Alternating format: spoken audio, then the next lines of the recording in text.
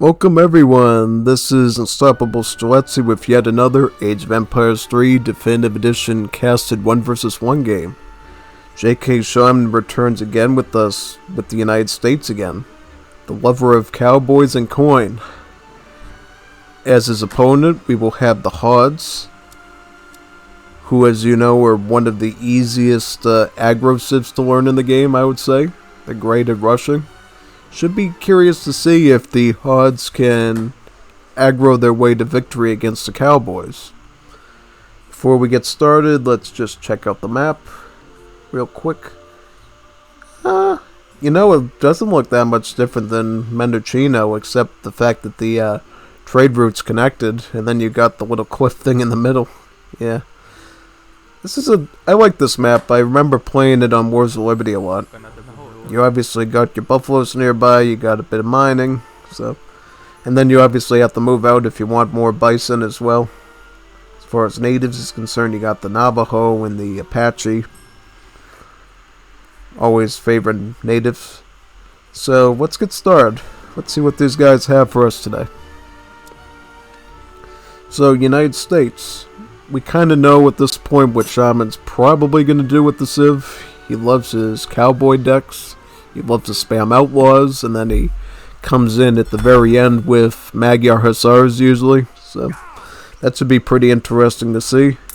As for the opponent, Agol is going with the Hauds.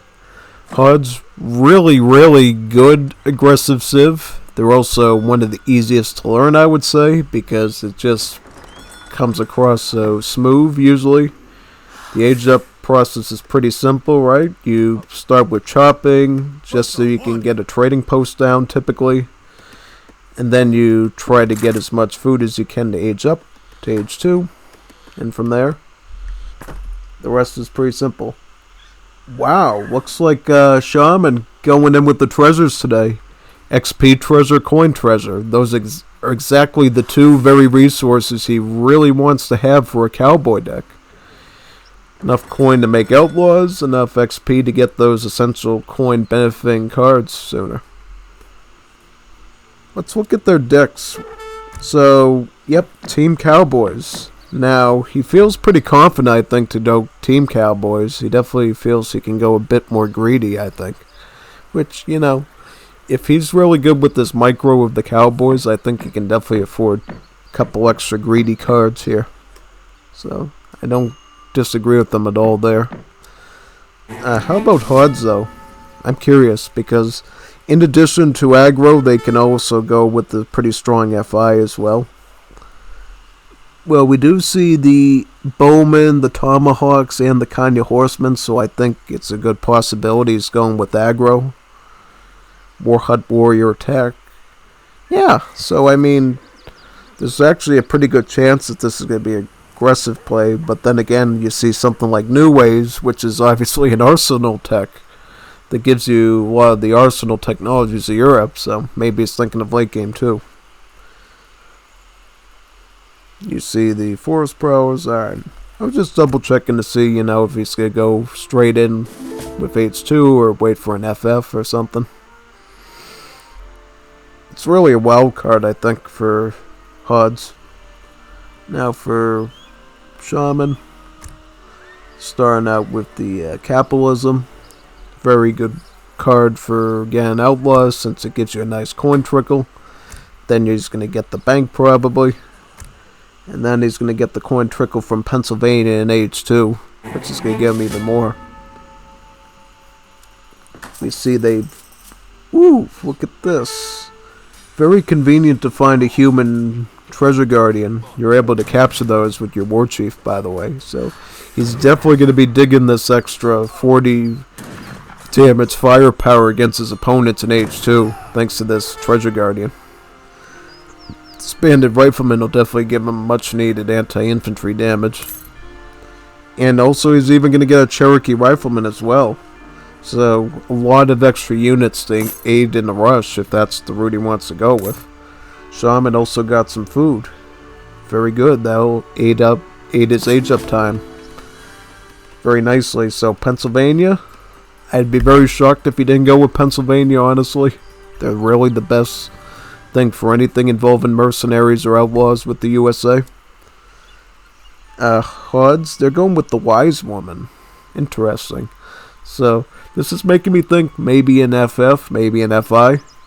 If you're going for aggro, you would have went with the messenger to get the quicker rage up time, I think. But then again, I've seen some aggressive builds with the Lakota before where they don't go with the messenger, just to get that extra wood they need for Warhuts. Nope, Hauds are going to go for this too. Just looking to mass up a bunch of nice free units that they can add to their regular army. They'll have a Coyote, a Banded Rifleman, and a Cherokee. Looking really good for the earlier fights. So this is going to tell me a lot of what's going to go down. If he does go with the Warhut center map, I would say, be thinking more aggro. If he went more defensively with the Warhut, probably going for more of an FF or an FI. I'm going to be following this travel very closely, see where it lands. See, it does seem to be going forward. Like, it's going to be crossing this mine, this bison. Oh, he pointed right. Oh, so yeah, it's going into Shaman territory now, right across the trade route. That's making me think, oh, this is going to be aggressive. But we do see 5 villagers, though. Interesting choice.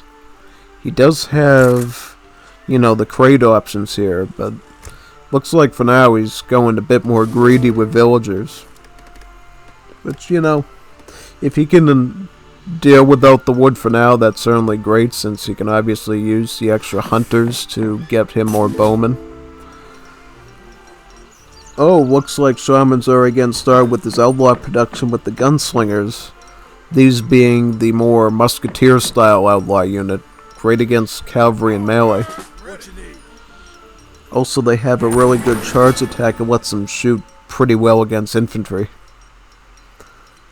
Yeah, see, that sent him packing a bit. He's going to want to get away with those Treasure Guardian and Reward units. Definitely don't want to give up that advantage too soon. Do we see any sort of Minutemen yet? Yes. Yep, he even sent out some Minutemen as well. Interesting.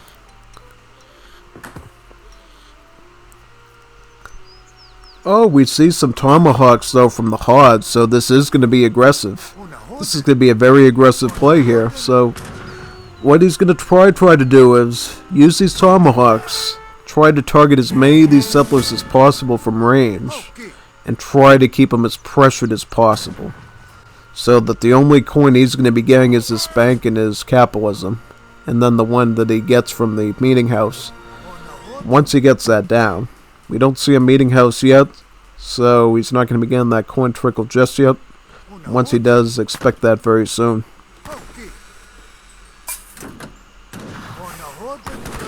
Oh, now we're seeing the bowman component of the rush coming in. So it's going to be Tomahawks and bowmen. And then we can expect the Kanya Horde. Ooh, wait a second. Now Shaman's found a way to attack his bowman spawn and kill some of the archers for free just about. That is kind of painful if you're the Hauds. You just lost a lot of your units when you could have preserved them. Ooh, so now we see trading post wagons from USA. Very good indeed. You're going to have to move them out, though, and hope that they don't get attacked. Especially considering this trade socket is right next to his Warhut. Oh, wait a second. We see combat. Combat here. Ooh, nice.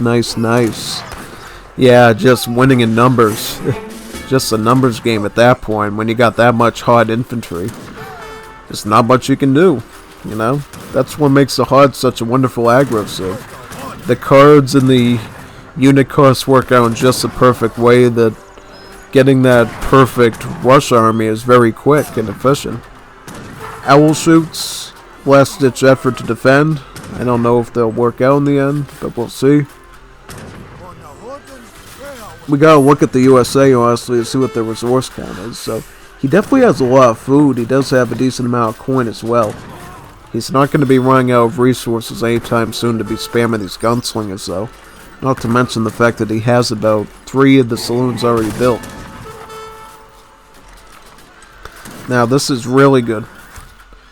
This is really good for him because this means he's going to be able to keep up with production here in his defense. The question is though, can Hauds get the town center down at least? That's going to definitely tell us how well they do here. Now we see the Pennsylvania Pound. This is the coin trickle that he really needs to keep up with his gunslinger production. Right now we see about 9 gunslingers. Those are going to be defending for now. Looks like if you're Hauds, you're going to need a larger army to push in for a final time if that's the way you want to go.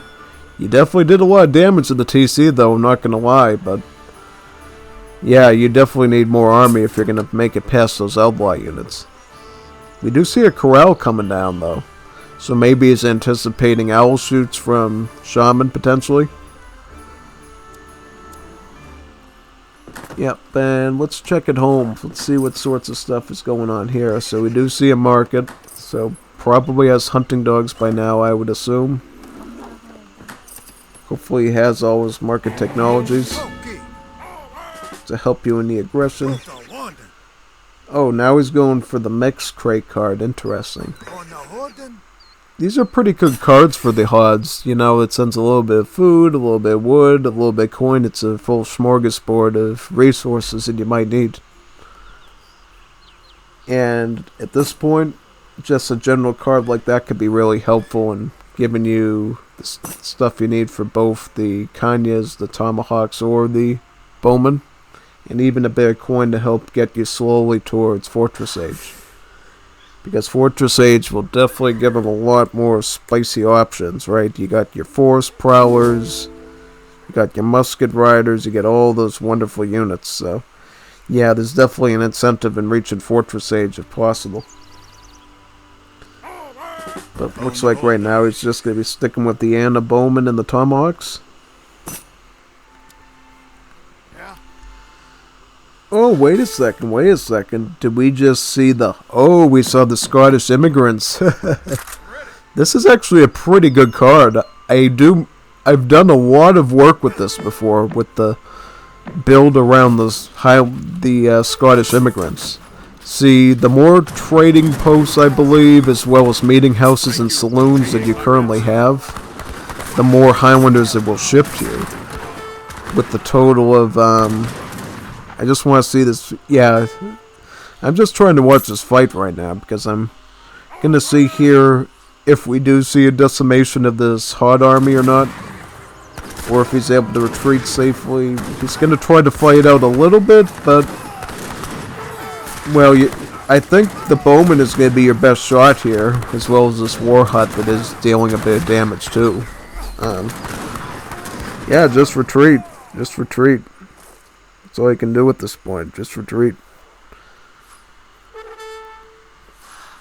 is your command? I'm ready. Yes? Yeah, definitely retreat. That's for sure. Get out of there. Definitely get out of there. I think you both could use a bit of a breather there to get your armies up. Though I would say that the USA is definitely looking a bit better now after that skirmish. How many of the Highlanders is he still has 3 of them. So as I was saying before, if you get this card down pat, you can actually get a total of 10 Highlanders. That's actually really good. You know how much damage Highlanders do in this game? It's really insane. It's definitely a lot more than your Imperial Musketeer, that's for sure. They're actually going to be aging up now with Kentucky. That should be very helpful for them. As for Hauds, what is he going for? He's just going to be looking to age up as well. Starting to get Warhut Warrior attack to improve his unit stats a bit, which he's going to need awfully badly against these stronger units he's dealing with. He also has a bit of Kanya Horsemen as well, looking to scout around, potentially do some raiding. These Kanya Horsemen can be pretty difficult to deal with if you got any open settlers out there.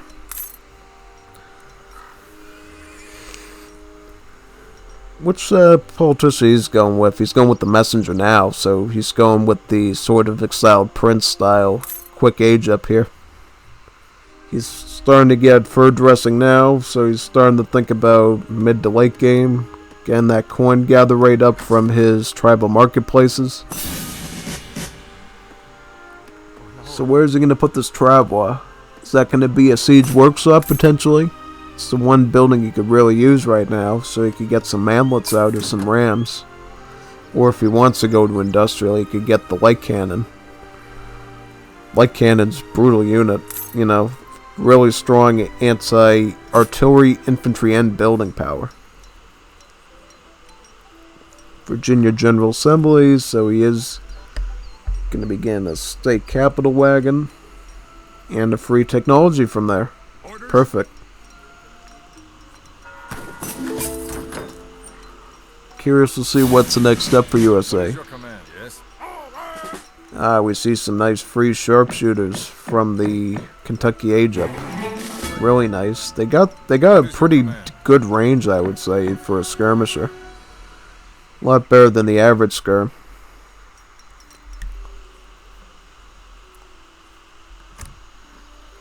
Yeah, I mean, he's got quite a few options. What's he going to go with, though? He's going with Kentucky Hunters, so this will give you 5 owl shoots, and for each shipment you have sent so far, you will receive 1 additional sharpshooter. So he sent about 9 cards, so he gets about 9 sharpshooters, making this like a super beefed up skirmisher card. Really good.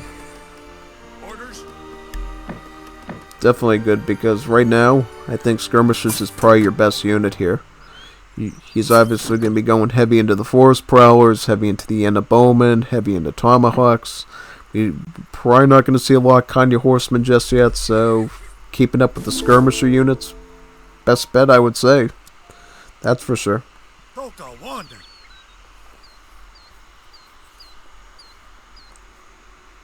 Alright, so Warhut warrior combat, so he's just trying to keep up with the stats here. But unfortunately, I think even with that stats improvement, you're definitely not situated to deal with this just yet. Look at here. He has an army of hussars. He's got a large army of skirmisher units. This is just not your day. I think if you're Hauds, you were probably hoping to end this earlier in the game, but now you're just struggling to defend against these big waves of massive skirmisher armies right now. Now, it's pretty awesome the fact that you captured the whole trade route and you could get stagecoach on it. That's the one thing that's going to glue you together, I think. But other than that, you're really struggling to hold on to this trade supremacy here. Even these forest prowlers, which are a really good skirmish unit, are starting to get pushed out of here. So, these were some emergency tomahawks sent from the town center Big Bun ability. At this point, doesn't matter that they're anti-cav. Any sort of range unit that you can throw into the fire is probably a good thing for you right now. Yeah, but seriously though, just look at these numbers of USA units. How do you deal with this right now, if you're Hauds? You don't have a lot of coin. You have enough wood for, say, Kanya horsemen or tomahawks or bowmen, but that's not what you need right now. You need solid anti-infantry, right?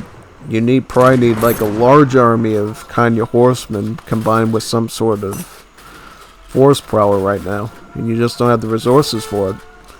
He's going to lose this forward base, and he's probably going to lose the trade route eventually, which is not going to be good, because I would say at this point it's the trade route that's keeping this Haud together, really.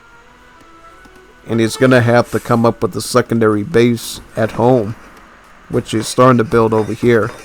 We see 2 stables going up, so I can imagine he's going to go double stable Kanya horsemen just to tack in over here maybe, try to kill some of these settlers, try to keep them at home. Because what else do you do at this point, you know? You're getting killed on the front lines here by this large army of sharpshooters and owl shoots. Yep. He's going to go with one of the stables queued up. He doesn't quite have enough to queue up the other one, though. Building his own war huts, it looks like. Does he have a community plaza by any chance? he does not have a community plaza. Now, sometimes if you're Hauds and you're very good with managing your villagers, you can actually get a community plaza up and produce some traveler for free over time from it, just so you can build out your base a bit, but doesn't look like he did that exactly, so he has to actually bite into all the wood in his reserves just to build a defensive base, as he slowly loses the trade route that he's worked all game to keep and to build up.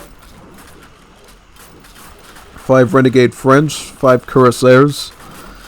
Perfect unit for this situation because the Cuirassiers have a lot more HP and they have a splash attack, so that's really going to be helpful against this mostly skirmisher-based army here. The biggest threat's obviously the few Carbine cavalry as well as any remaining Highlanders and gunslingers in this army. So what's USA going to do here? Like, what's the next step for USA? So it looks like he has sent the Russian immigrants out. We see the blockhouse is already in effect. And that's also going to mean his hunting-gathering rate is also significantly improved from that card.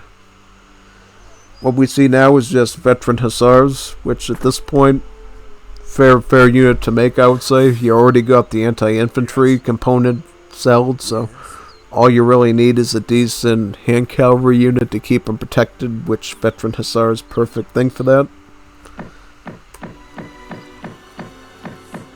I'm just looking to see what sorts of cards he can do left. So he obviously has the Gatling gun option here.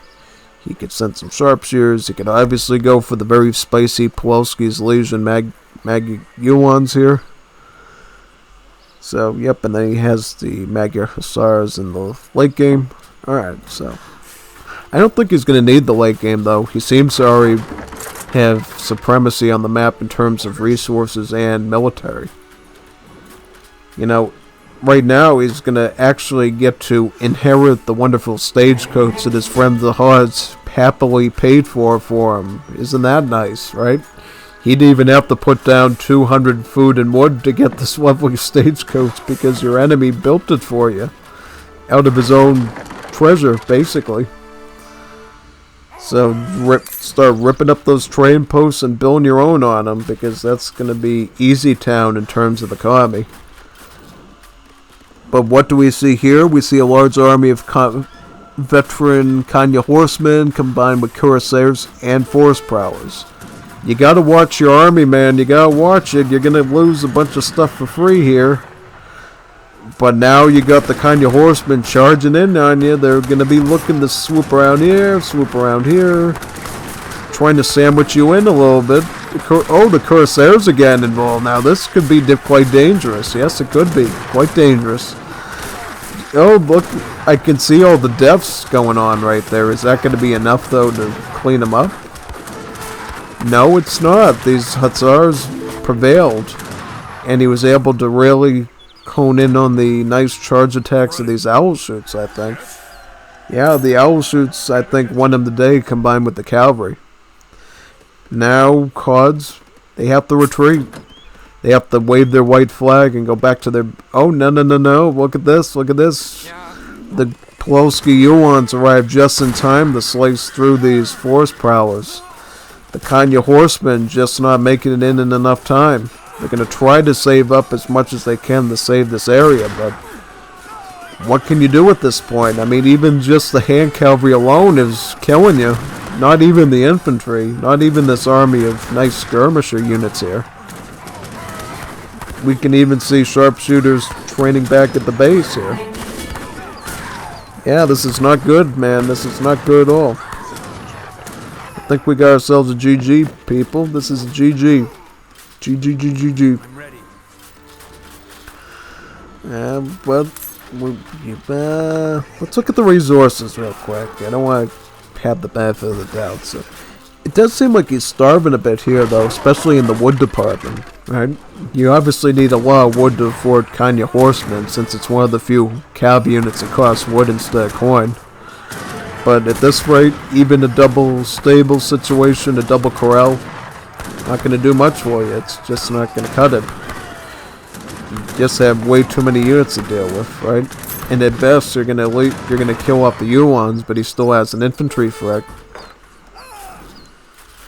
Do we see any do we see any reinforcements from USA? Yeah, we do see the sharpshooters coming in hot. All he really needs at this point is sharpshooters to counter the infantry. Doesn't even really need anything else, really, besides these veteran hussars queuing in. We do see the Gatling gun shipping, too.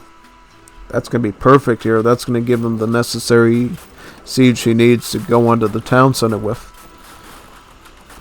Yep, I think we're going to... Oh, we see more Kanya horsemen, so he was able to afford another batch of them. I think the only reason he's even affording these Kanya horsemen right now is the few remaining stagecoach train posts he has left at this point on wood. If it wasn't for those, he really wouldn't be able to queue this effectively anymore. Oh, here's the Cowboys of the namesake deck, finally here. Cowboys. Those are definitely going to keep his Kanya horsemen at bay. That's the one thing he didn't want right now. It's one thing you can't really afford right now. Yeah, I mean, at this point, if you're USA, you got, like, just about full map control, and you can go Industrial Age, get some guard upgrades. You're in really good shape if you're USA right now. It's really not a lot that Hauds can really do to you right now. And yeah, they can try to shoot you a little bit with big forest prowlers and the cavalry, but that's just going to stall you a little bit, right? The only thing you really got left is this one Warhut. That's the only thing on the map you even have in your name anymore. Everything else is just about dead at this point. And these couple of longhouses here. Yeah, now he's moving on. Oh, GG. GG to both players, you know.